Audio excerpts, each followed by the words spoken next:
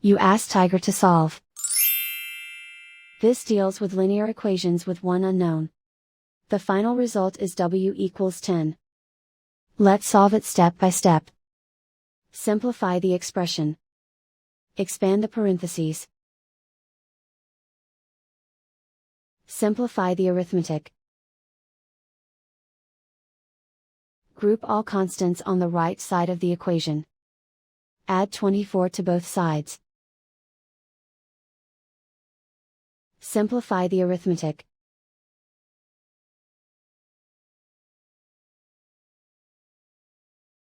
Isolate the w. Divide both sides by 3. Simplify the fraction. Find the greatest common factor of the numerator and denominator. Factor out and cancel the greatest common factor. And so the final result is w equals 10.